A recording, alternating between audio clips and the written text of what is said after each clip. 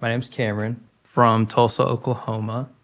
I've been on staff at Victory Church for almost like 10 years now, but I was like volunteering since I was like 14. So I've been like doing this for quite a while. Started like just at kids' church, like literally stealing lights out of closets and then putting it back before service for anyone new. And then eventually like got asked to go to youth, do lights at youth. And I did lights on like this ETC Congo Junior. I don't know if any of you guys know of that. It's an awful console.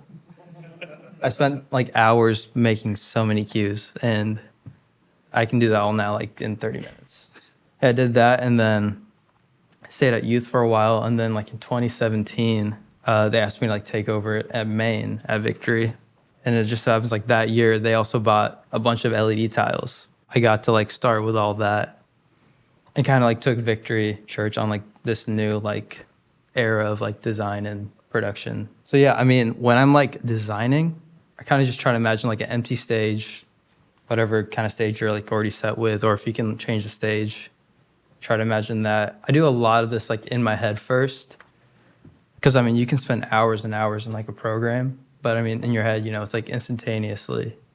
So kind of imagine like a blank stage, imagine where people would be standing on stage, and like kind of imagine what goes around the people. I kind of start off like what's like the geometry, like the simple shapes and everything on stage. So like looking at, you know, I just put like a big box on stage. It's like pretty simple. It's not a bunch of like spots and lights everywhere and beams. I've kind of leaned away from like doing a lot of beams and gobos and stuff like that over the last 3 years. I used to be big into like how many beams can we get across from like stage to back of the room, and like try to have a high fixture count on the floor and up in the ceiling. Now it's like, you know, it's more scenic than that, because I mean, I think what's like most attractive is like the simple shapes, and honestly like even for content like gradients or outlines, that stuff's just like just super attractive to the eye. But yeah, I mean, it's literally just a simple box here, and it's just angled, like hitting different planes, like an XYZ position. I like to do just something to like give it, like offset it in like two different planes, like rotating it one way or bring it forward on a stage. That just helps give some more depth, and like, I don't know, the eye just picks up something more versus just like one flat plane. This is like my most recent one. These are actually like interlocking links. I don't know if you guys have seen it before somewhere, but let me go over to the live mode. Yeah, those were LED screens. We like had someone figure out the rigging. I don't do the rigging calculation. I don't want that to be on me if it falls. So yeah, that's what it ended up looking like. It's like these two like LED squares that like linked up into each other. I was like super sketched out because I was like, if one fell, it would take the other one down. So I was like, I'm not a part of the rigging on that. I was like, I'll help move LED tiles and tighten stuff.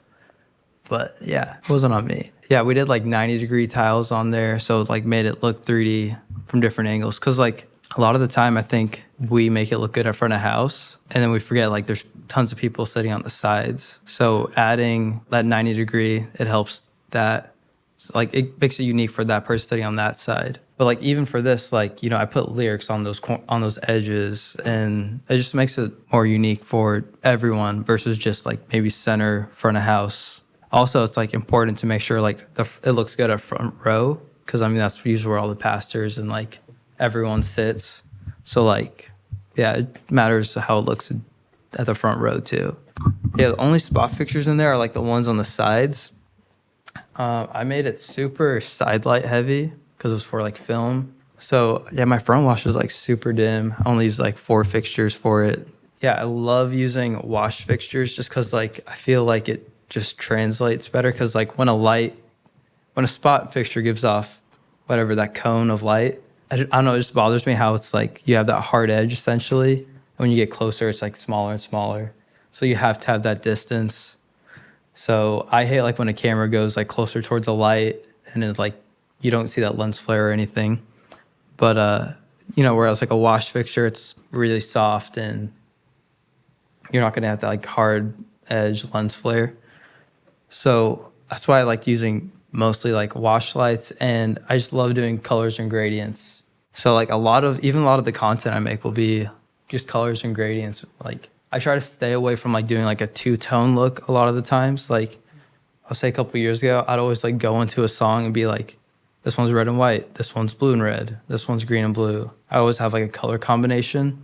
I try to get away from that now and do like, what kind of like gradient would this be? Would it be, or just do like more monotone looks also, like all red, all blue. I try to stay away from blue because blue looks really harsh on camera now. I've learned that the hard way. Just watching footage back, I'm like, oh, it actually doesn't look good on camera. But yeah, I love doing monotone looks and then gradients. Like two-tone color looks are good, but like I feel like when it's like that, the entire set list, it kind of looks like the same thing, just different colors. So I remember one time I recorded a full set, like worship set list, right? I was just scrubbing through it and I was asking like, hey, how do you think lights were this night? And I remember he was like, is this like one song? And I was just scrubbing through it. And I was like, no, this is like 4 or 5 different songs. He was like, oh, it just looks like the same thing. So that really like hit me. And yeah. Are you saying not to do like just 2 colors each song, like if you change it, like, so let's say it's blue and red in one song. Then Yeah. Yeah. I try to do more monotone looks. One song's more like pink, like a hue of pink. I mean, red and white, like doing like a two-tone color is like cool, but I feel like it's just something we see all the time. And that's like our go-to in our heads. It used to be for me, at least. I'd always be like, this is the formula to like programming a song. So I just had to like get over that and realize like, just get out of that box. Yeah, so as you can see, like at the top here, I kind of have 2 of these same setups up here. It's like one stick of like truss. It's like 40 feet, I think. I did the same thing down here.